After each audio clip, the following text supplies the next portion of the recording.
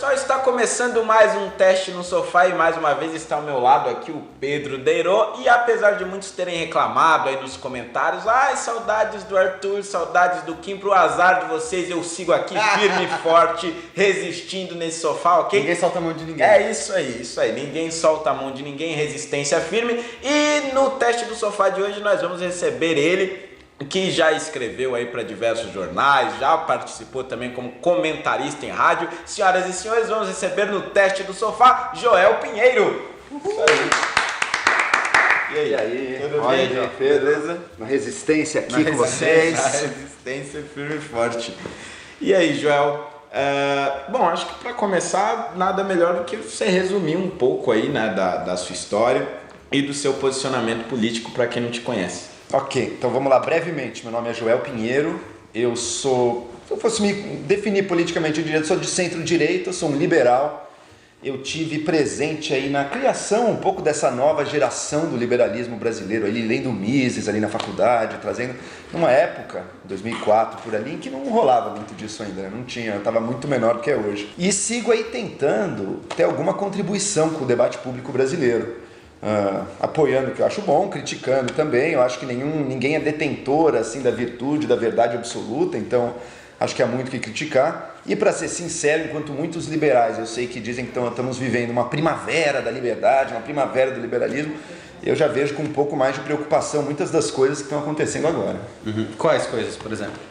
Eu acho que a gente elegeu para o governo federal e para muitos deputados aí no Brasil pessoas que não estão totalmente comprometidas com a democracia e os direitos individuais, não. Eu vejo um momento de teste para as nossas instituições.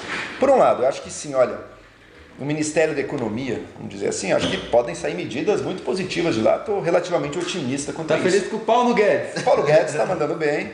Não é que eu concorde com tudo também, não existe isso, mas acho que, olha, vão sair coisas muito importantes dali. Essa reforma da Previdência é a primeira delas, estou otimista com relação a isso.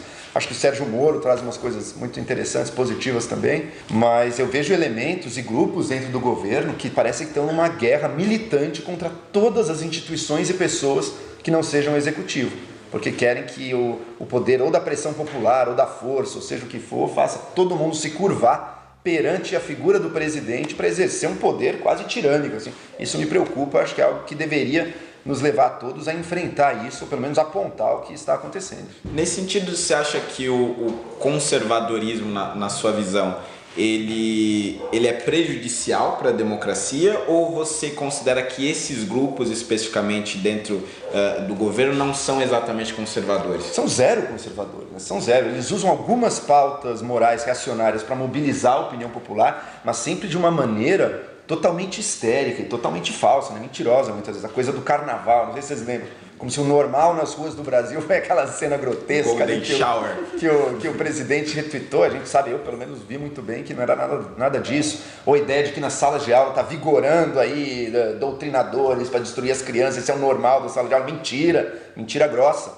Então não tem nada de conservador nisso. Tem algumas pautas que eles usam de forma sensacionalista, algumas pautas morais, aí podemos chamar pontualmente mais conservadoras, mas a forma de agir ela é revolucionária, né?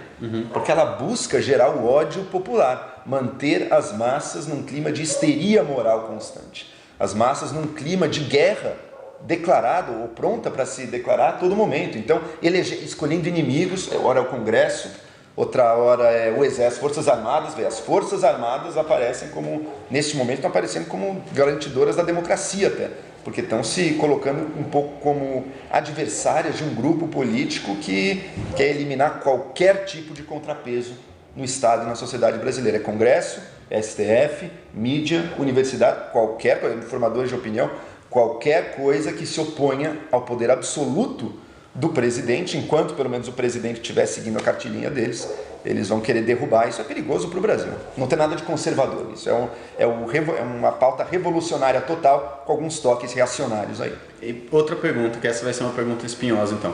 Se os outros poderes, né, estão com crises, tanto de imagem quanto crises institucionais mesmo, tanto na Câmara dos Deputados quanto na STF, como você acha que a gente lida com esse problema? Porque, ao mesmo tempo, eu concordo com a sua visão de que existe um setor específico do governo que está trabalhando em acelerar essas contradições. E ele se usa, né, desses outros problemas nas instituições para validar a sua tese. E ele quer ir para o pau. Sim. Mas dado que esses outros poderes estão aí botando lenha na fogueira também, o que a gente faz? Pois é, quando eles acusam, quando eles levantam uma guerra contra o Congresso, contra o STF, não é como se, nossa, Congresso e STF estão funcionando aí às mil maravilhas e são esses malvados aí que estão insuflando a população. Claro que não é isso. Tem problemas sérios, inclusive mídia também tem problemas sérios, universidades tem problemas sérios, executivo também tem problemas sérios, né? Não é que o executivo também pode falar muita coisa aí, a gente sabe muito bem alguns dos ministros aí como já estão enrolados inclusive. Então, mas como é que a gente resolve isso? A gente resolve não é querendo derrubar, não é querendo fechar Congresso. Eu sei que tem gente querendo fechar Congresso neste momento. Eu até fiz enquete no meu Twitter aí para ver. Como é que foi? O pessoal tá super a favor de fechar Congresso agora, fechar Congresso e STF, o pessoal tá pronto, um cabo de soldado, o pessoal tá prontinho, tem muita gente querendo. Claro, é uma massa de militantes de Twitter, né? Não é o povo brasileiro, aquela massa bem raivosa ali. Mas você acha que dentro do governo também ou não? Elas representam, eles estão ali não é por acaso, eles estão ali, eles representam um certo tipo de visão de algumas pessoas dentro do governo. Não é de todo, o governo é, como todo governo, tem muitas pessoas de facções, grupos ali, mas de uma certa, sim, com certeza. Inclusive, eu tenho certeza que existe até algum tipo de operacionalização nesse uso agressivo das redes sociais. Isso aí, com certeza, parte também, por exemplo, uma coisa que eu já identifiquei, o Olavo de Carvalho solta às vezes, que é um grande inspirador dessa ala mais revolucionária, solta às vezes nomes que vão ser atacados daí pelas pessoas. Isso acontece, isso é enfim, representa uma certa visão, uma certa militância bastante fanatizada de redes sociais, e que eu não acredito que ela será bem sucedida. Acho que mesmo que o presidente surfar nisso até o fim, ele não vai conseguir. Mas, o presidente no Brasil sempre se decepciona. Mas agora voltando, como é que se soluciona então? Soluciona pela melhora, não pela destruição. Por exemplo, eu acho que no pacote anticrime do Sérgio Moro, aí sim há propostas ali que vão melhorar e facilitar o combate à corrupção no Brasil, o combate ao crime organizado. Isso vai fazer com que naturalmente o Congresso vá melhorar. A Lava Jato já está tendo um efeito um pouco assim, óbvio, tem muito trabalho pela frente, mas os políticos hoje já sabem que não se entra num esquema de corrupção com a mesma certeza de impunidade que você tinha no passado. Então isso vai criando uma nova realidade, vai melhorando. Tá? Agora, você achar que você fechar o Congresso vai melhorar isso, achar que você atacar a própria ideia de política, porque o que está em jogo hoje em dia não é só a corrupção. Está sendo atacada a própria ideia de política, de negociação. De dizer, olha, eu estou aqui representando uma série de coisas, mas eu vou ter que ceder num ponto, outro eu vou conseguir. Aquele cara está num partido diferente do meu, a gente defende coisas diferentes, mas tem uma pauta comum aqui, vamos ter que trabalhar juntos, vamos ter que ceder um pouco. Isso é se você quer resolver conflitos numa sociedade complexa, com 1 milhão de interesses, com 1 milhão de ideias conflitantes, você vai ter que chegar nessas soluções de compromisso, que não são, eu vou impor a minha verdade absoluta aqui plenamente. Se você insistir nisso, o único caminho para isso é a violência, não tem outro caminho. Então, esse é o que preocupa, é a própria ideia de política sendo atacada, a própria ideia de legalismo pela qual o STF deveria se pautar sendo atacada também como corrupta. Então, o STF, por exemplo, delibera sobre a questão da justiça eleitoral, por exemplo. E eu sou totalmente claro naquela questão. Acho que, olha, esses crimes conexos ao Caixa 2 não deveriam ir para a justiça eleitoral, não está apta a julgar e todo o resto. E acho que havia um caso jurídico bom pelo Ministério Público. Agora, o STF se posicionou de outra maneira. Tá? Agora, por ele ter feito isso, alguém pode argumentar que o STF está bandido, roubou, não sei o que. Não, olha, eles tinham um argumento jurídico e, sendo sincero, como um leigo do direito, em termos estritamente legalistas, me parece que a letra da lei vai mais na direção que o STF acabou decidindo ali. Mas você acha que mesmo em casos muito absurdos, igual agora na fake news, né? O poder judiciário presidindo foi totalmente abusivo. Esse é o grave no Brasil, né? A ameaça à democracia não vem só de um lado também. Então você tem o STF e o judiciário de maneira geral com poderes cada vez maiores também. O STF não devia estar abrindo inquérito, o mesmo abre inquérito, né? Investiga, levanta a acusação, julga o negócio, está totalmente, corre o risco de sair. E você vê como meteu os pés pelas mãos, né? Como deu um tiro no pé, por exemplo, no caso aí do antagonista, em que tentou censurar ali a reportagem. Quem não leu passou a ler, porque ela circulou livremente no WhatsApp, aumentou o interesse, não deu em nada. E eu posso dizer uma coisa, sim, todos os poderes, se a gente deixar, podem exceder suas funções, o equilíbrio exige aí uma vigilância constante em todos os lados. Mas hoje em dia, O STF, por exemplo, não conta com um apoio político da população, de uma militância organizada na justiça. Eu não vejo isso, pelo menos. Então, eu temo menos a ameaça que vem do STF hoje em dia do que outras, em que eu vejo muita gente bastante fanatizada, porque, no fundo, é o povo que dá as cartas. Mais do que qualquer lei, mais do que o que a teoria do ordenamento diz, é o povo que acaba decidindo. Se o povo está muito enraivecido numa direção, o Brasil acaba seguindo por ela. Novamente, no final das contas, eu sou mais otimista. Eu não vejo o povão do lado de uma ideia revolucionária do governo, mas uma militância que pode causar muito estrago, e se o governo mergulhar de cabeça nisso, vai fracassar, mas vai levar o Brasil inteiro para o buraco, porque a gente cai em mais uma crise institucional seríssima. Mas você não está achando agora, com aquela última nota que o presidente da República deu, né, se referindo ao que o Olavo estava falando para o Mourão e tudo, você não acha que está começando a haver uma mudança, uma guinada, ou você acha que foi só uma sinalização, um fato isolado e não é uma mudança de trajetória? Eu gostaria de ver, tem muita gente otimista olhando para isso e não, veja bem, o Bolsonaro está com os militares aí, no final das contas eles, e olha, são gente muito qualificada, vai acabar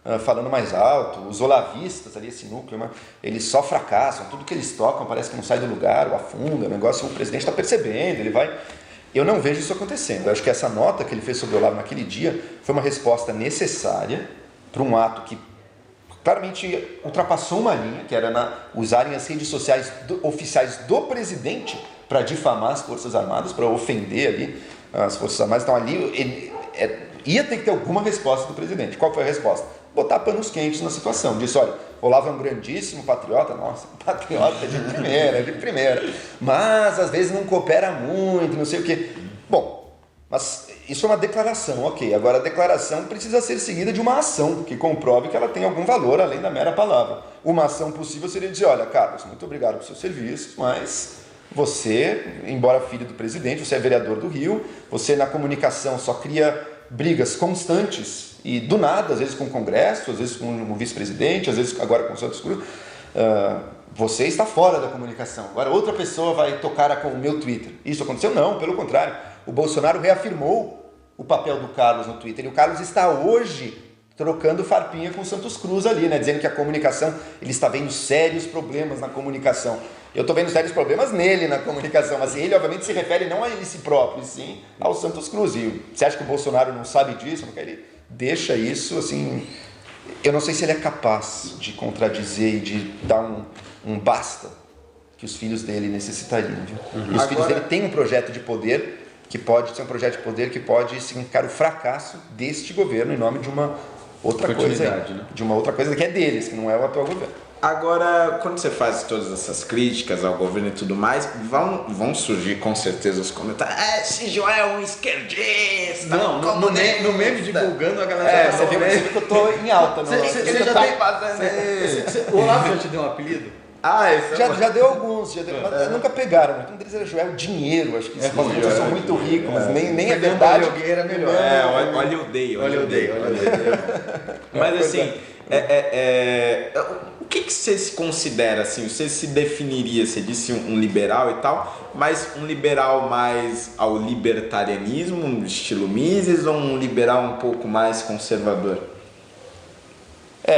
Eu já fui bem mais claramente libertário assim, em muitas coisas. Hoje em dia eu acho que não. Eu acho que o Estado vai ter um papel aí importante em muitas coisas. Não tem como escapar disso. A sociedade humana terá coerção. Vai ter. Isso vai ter. Se não for de alguém minimamente bem intencionado, vai ser de alguém mal intencionado, mas vai existir. Então vai ter que ter um Estado presente para algumas coisas. Uma coisa que eu não tenho dúvida, olha, o Brasil tem demandas sociais assim, muito profundas. Vai ter que ter isso. Gente que não tem oportunidade nenhuma na vida. Você precisa garantir isso. Então tem isso. Eu acho que a democracia é uma conquista importantíssima também. Acho que os libertários às vezes não percebem isso. Eles acham que a propriedade cai do céu, é uma coisa sagrada que todo mundo vê. Não é verdade, ela precisa de instituições, é bom que a gente tenha democracia também. Enfim, acho que é uma série de coisas. Eu hoje em dia, se eu fosse me definir, eu me defino como liberal conservador. Mas por que conservador?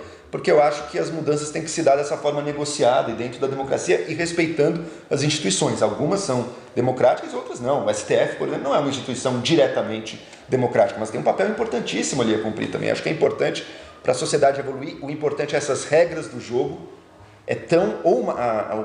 A preservação, né, dessas regras do jogo é tão ou mais importante do que você estar com alguém defendendo as pautas corretas. Agora, na economia, eu defendo uma economia bem mais desregulamentada do que a gente tem hoje. Muito mais espaço para o empresário criar valor, para contratar e demitir pessoas, abrir empresas, fechar empresas.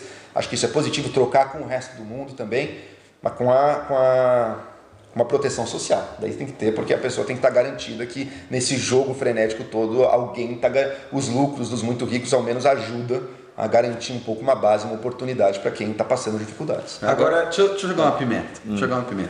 Nessa condição de liberal mais conservador, como é que você enxerga a agenda de costumes, então? Eu, pessoalmente, sou bem liberal também na questão dos costumes, não vejo grandes problemas. Pelas dão do man, ok.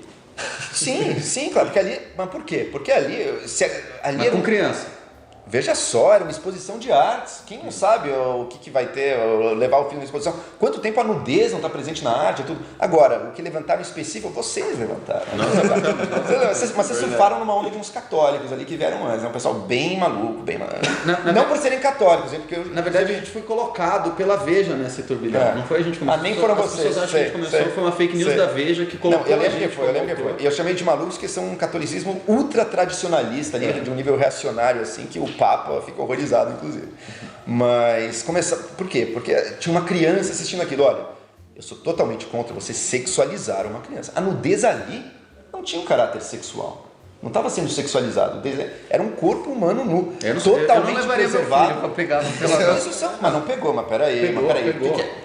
Isso aqui eu tô pegando em você? Não, pelo isso aqui, né? Eu não botaria. Tudo bem, perfeito. Acho uma escolha perfeita. Agora, dizer que ali houve um abuso a uma criança é uma mentira. Mas enfim, vamos seguir à frente daquilo e vamos voltar para os costumes. Eu, pessoalmente, sou mais liberal, sim, nos costumes, mas eu acredito que os progressistas, eles cometem um erro que também que é tentar impor a visão deles. Não só querem ter um espaço para que cada um possa viver da sua maneira. Eles necessitam que as pessoas sejam convertidas àquela visão de mundo, sabe? Então não é que, olha, você pode ter uma opinião sobre os transexuais, eu tenho outra opinião, você tem outra sobre os transgêneros, cada um tem a sua. Uma coisa é o mínimo, a gente tem que respeitar aquele indivíduo, seja quais forem as escolhas de vida que dizem respeito a ele, vamos respeitar. Isso aqui não vai ser ofendido por isso, não vai ser muito menos agredido por isso. Isso tem que ser, essa tolerância tem que ser assim, imposta mesmo, isso aí não tem negociação. Agora, eu não preciso celebrar isso, achar, nossa, que maravilha, eu acho que realmente, no meu íntimo, eu acho que é uma mulher mesmo, assim como uma mulher cis é uma mulher, tudo. Eu não vejo necessidade de você obrigar as pessoas a se converterem internamente a isso, não. As pessoas vão ter valores diferentes, vão ter visões diferentes. Acho que isso tem que ser preservado também. Tá? Então, acho que os progressistas, muitas vezes, eles têm uma agenda mais agressiva, né, de conversão da sociedade. Eu não vejo essa necessidade. Eu não quero que todo mundo aceite ou celebre todos os costumes. Eu quero, aí sim, a tolerância. Eu vi que você postou hoje no seu Twitter um boicote que eles estão fazendo ao quadrinista Robert Crumb, né, sim. nos Estados Unidos, que era um dos caras aí da cena alternativa de quadrinho dos anos 60, né? Que era contra o establishment, que naquela época era um establishment mais conservador, e agora a própria esquerda está indo contra ele e está tentando impor essa visão. Você está falando nesse sentido? Também, exato, essa mesma esquerda muito progressista que traz pautas, às vezes até bem intencionadas, nem sempre, mas muitas vezes bem intencionadas, combate ao racismo, combate ao machismo, mas de uma maneira que criou novos tabus morais e uma interdição a qualquer liberdade criadora, achando que é aí que mora o problema, sabe? Porque o Crumb, por exemplo, ele pegava uma questão sobre os preconceitos e visões presentes aí no inconsciente americano sobre as raças, por exemplo, papéis raciais, e trazia isso para os quadrinhos de uma forma escrachada, ou os papéis sexuais também de uma forma escrachada, assim, de uma forma expondo, trazendo, criando ali realmente essas visões mais exageradas. Agora ele virou machista homofóbico. Só que por fazer isso, então, como as pessoas também perderam qualquer sutileza, né, qualquer capacidade mínima de olhar para algo e falar, será que você realmente acredita que o Crumb seja um racistão e um machistão que quer impor? Óbvio que não. Ele está trazendo uma coisa de um subconsciente ali coletivo, está brincando com certos estereótipos e tudo de uma maneira escrachada e que com uma liberdade muito potente, criadora e provocadora e que na época gerou barulho e agora gera também. Isso mostra, na minha opinião, que se mantém relevante, portanto, por outros motivos, né? Acho que sempre vai ter um discurso tentando cercear aí o que a gente pode pensar, o que a gente pode dizer. Mudou um pouco o padrão moral, o conteúdo moral mudou, mas a maneira de se colocar é muito, muito similar, se não igualzinha assim à velha. Felizmente, hoje em dia, o Estado não está diretamente censurando, mas se a gente deixar, esses caras com certeza vão querer que o próximo passo é o Estado censurando. Agora, você não acha que esses assuntos, só para encerrar, você não acha que esses assuntos mais conservadores, ligados à moral e tudo mais, de certa forma também não arrastam uma discussão um pouco mais liberal? Por exemplo, na discussão em relação ao Peladão do Man, se discutiu paralelamente a isso o financiamento público de determinados festivais culturais, etc. Enfim, você não acha que esses debates mais ligados aos costumes também não acabam puxando e ajudando o lado mais liberal? Vamos distinguir duas coisas. Olha, tem uma coisa a discussão sobre se o Estado deve ou não financiar de alguma forma cultura, exposições e tudo. E olha, eu acredito que pode ter um papel sim, cara. Pode ter um papel sim. Muito da nossa cultura, você gosta de música clássica, por exemplo, olha, se o Estado não tiver zero presente ali, dificilmente você vai ver iniciativa na orquestra, como a OSESP aqui em São Paulo e tantas outras iniciativas. Então uma questão é, o Estado deve financiar? Tá? E eu acho que você não pode escamotear essa discussão para a discussão moral, porque tem 1 milhão de coisas feitas com apoio público. Tá? Se fosse uma revolta só contra o papel do Estado, mas pode ser uma posição respeitável, digamos, tudo bem, você é contra o Estado financiar qualquer obra cultural, beleza, é a sua posição. Mas então por que só uma gerou uma indignação, um protesto, uma violência verbal, inclusive, e tantas outras, tantos outros projetos feitos não gera nada? Você acha que o efeito que você está criando é realmente tirar o Estado da arte ou não? Ou só enviesar ele para uma coisa que, olha, uma certa patotinha acredita que só isso aqui merece. Ai, me tocou em sexo, não. Ou nudez, não. Nudez, o Estado não pode estar presente. A nudez está presente na arte aí há milênios, né?